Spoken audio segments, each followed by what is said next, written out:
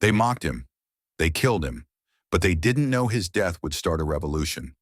Welcome back to Wealth and Wounds, the channel that dives deep into untold stories of pain, injustice, and resilience. These stories will leave you breathless and open your eyes to the darkness people try to hide. If you're ready for a story that'll stay with you long after it ends, hit that subscribe button now because this one is intense. It was 10:57 p.m., and the last employees had clocked out of the towering Grayson Financial Plaza downtown. The building was silent now except for the soft hum of cleaning equipment and the faint shuffle of boots on polished marble floors. Moses Carter, a 47-year-old black janitor, moved methodically through the halls, his eyes heavy with exhaustion. His shift started when everyone else's ended. For over 15 years, Moses had been a ghost in this building, wiping desks where executives made million-dollar deals, scrubbing bathrooms where suits sneered at him, vacuuming offices filled with people who didn't know his name. Moses wasn't rich. He didn't own fancy clothes or a luxury car, but he had pride in his work. He was known among security guards for his meticulous cleaning, his punctuality, and his soft-spoken kindness. Yet to the executives, Moses wasn't a man. He was invisible. That morning, Moses had been scrubbing scuff marks off the floor in the main lobby when Andrew Shaw, a 34-year-old senior associate, breezed by with his expensive coffee and smirk. "Still cleaning floors at your age?" Andrew mocked loudly, loud enough for others to hear. "Guess we all have our calling in life, huh?" A small group of employees chuckled. Moses didn't respond. He'd heard worse, but Andrew wasn't done. "You know," he added, "you could save yourself a lot of time if you just didn't try so hard. It's not like anyone cares about this building being spotless. You're just the janitor." Moses paused, looked up, and smiled faintly. "I care," he said softly. Andrew rolled his eyes. "Pathetic." The laughter that followed echoed in Moses' head all day. What none of them knew was that Moses had a daughter battling sickle cell disease. Every night he worked late, scrubbing floors with aching knees so he could afford her treatments. He never told anyone about his struggles. He never asked for help. To him, hard work was survival. Over time, Moses' quiet dedication started to irritate the younger associates. He was too perfect, too efficient. The building's regional manager had even praised Moses in front of the staff. "Honestly, this building has never been this clean. Moses, you're a legend around here," the manager said during a quarterly meeting. The room was silent. Some smirked. Others sneered. And Andrew Shaw clenched his jaw in rage. "Why's the janitor getting more praise than us?" Andrew whispered to his co-worker, Liam Cole. "Because he's pathetic," Liam sneered. "We could make him quit." "Bet he wouldn't last a week if we turned the heat up." They both laughed, but their laughter hid something more sinister. One night, while Moses was mopping the second-floor hallway, he noticed something strange. His mop water had been spiked with bleach tablets, a dangerous amount that could have burned his skin. He shrugged it off as a mistake, but it wasn't. Later that week, someone scattered broken glass near his cleaning cart, cutting his hand. Then a bag of trash, accidentally, spilled all over him in the service elevator. The building's security cameras were mysteriously offline during every incident. If you're feeling the chills from this story already, hit that subscribe button and join Wealth and Wounds. We bring you real lessons through powerful storytelling. Let's keep going, because Moses' nightmare is only beginning. It was a stormy Friday night. Rain slammed against the office windows, thunder rattled the floors, and the building was nearly empty. Moses was finishing his rounds when he heard laughter coming from the executive lounge. He peeked inside. Andrew, Liam, and another associate, Chris, were drinking whiskey and playing cards. "Look who's here," Andrew smirked, spotting Moses. "The building's little housekeeper." Moses smiled politely. "Just doing my job, sir." Andrew stood, staggering slightly. "You know what? Let's make this interesting." He grabbed Moses' mop and twirled it mockingly. "Bet you could mop up this whole floor in under 10 minutes, huh? That's all you're good for, isn't it?" Moses didn't respond. Chris snickered. "You should quit, old man. Go home. Nobody cares."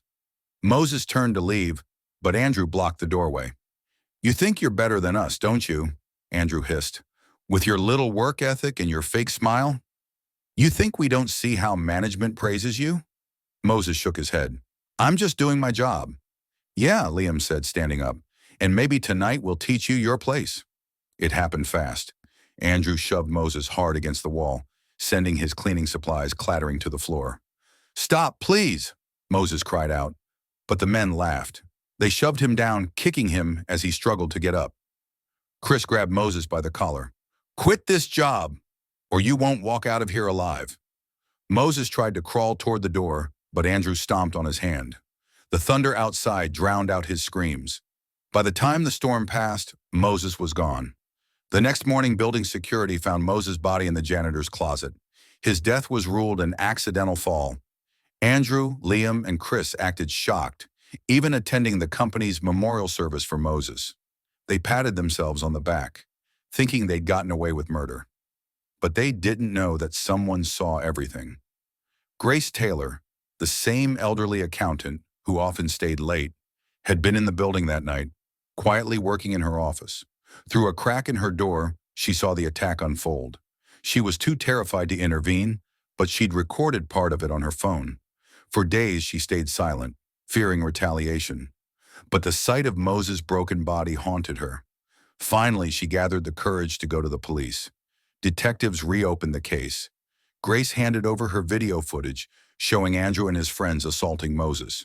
When the news broke, the city erupted in outrage. Sterling and Rhodes Financial faced lawsuits, protests, and public shame. Andrew, Liam, and Chris were arrested, dragged out of their luxury apartments in handcuffs. The world finally saw them for what they were: murderers. At Moses' funeral, hundreds gathered: co-workers, strangers, even city officials. Grace spoke through tears.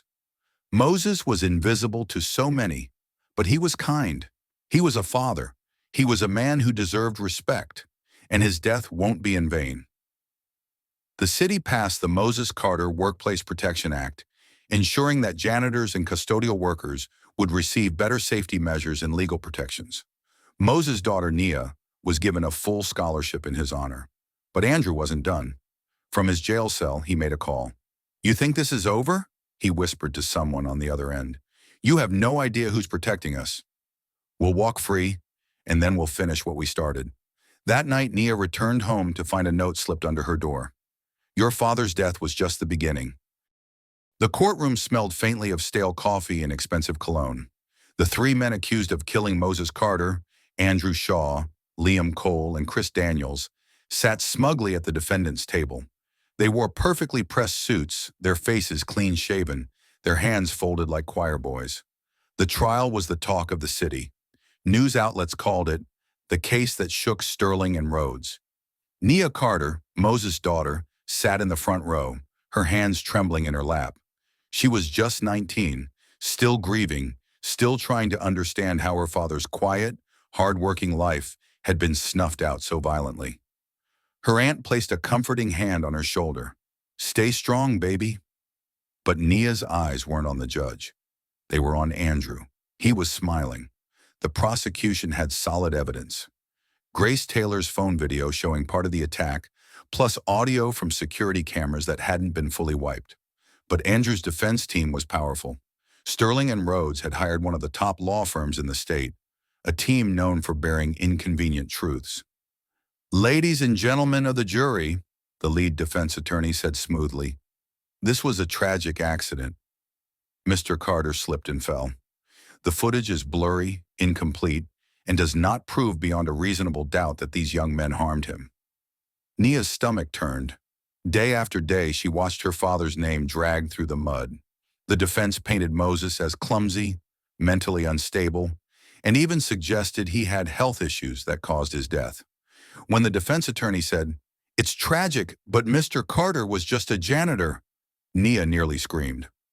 One night after another grueling day in court, Nia returned to her small apartment. Rain slicked the streets outside, and the flickering hallway light gave her chills. As she unlocked her door, she froze.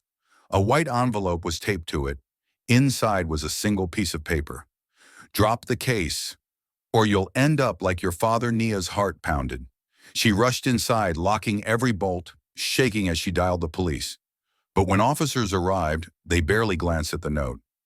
"Probably some prank," one officer said with a shrug. "We'll file a report." They left within 5 minutes. Nia sat in her apartment alone, clutching the note, tears streaming down her face. The next day in the courthouse bathroom, Nia overheard two of Andrew's lawyers laughing. "She won't last the week," one said. "She'll disappear." "Just like her dad," the other replied. Nia stumbled out of the bathroom, gasping for air. That's when she felt a hand on her shoulder. "Don't panic," a deep voice whispered. She turned to see Detective Marcus Rivera, the lead investigator on her father's case. He was in plain clothes, his dark eyes sharp. "You're not safe," he said. "They've got connections everywhere. But I've been working on something. Meet me tonight, 10 p.m., at the diner on 7th. The diner was nearly empty. Nia sat in a corner booth, fidgeting with her phone, scanning the door every few seconds. Detective Rivera slid into the seat across from her, dropping a manila folder on the table. "These men, they're protected by Sterling and Rhodes," he said quietly. "They've covered up worse crimes than your father's. The DA's office is compromised. That's why they're confident." Nia's stomach churned. "So they'll walk free?" Rivera's eyes were cold. "Unless we find leverage." He pushed the folder toward her. Inside were photos, documents, and names. "This isn't just about your dad," he said. "This is a network. If we take them down, we take down half the corruption in this city." Nia's hands trembled. "What do you want me to do?" Rivera leaned in. "I want you to bait them."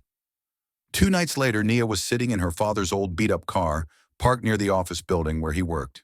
She was wearing a small recording device Rivera had given her. "They'll come for you," Rivera had said, his voice in her earpiece. "We need them on tape." Nia's heart pounded. Every shadow looked like a threat. Every passing car made her jump. Then she saw it. A black SUV pulled up beside her. The window rolled down. Andrew Shaw was inside. "You should have taken the hint," he said, his voice dripping with venom. "We warned you." Nia gripped the steering wheel. "You killed my father," Andrew chuckled. "And what are you going to do about it?" Nobody cares about a janitor. Suddenly, a man in a ski mask appeared behind her car, yanking open the door. Nia screamed as she was dragged out. The SUV's trunk smelled like gasoline and fear.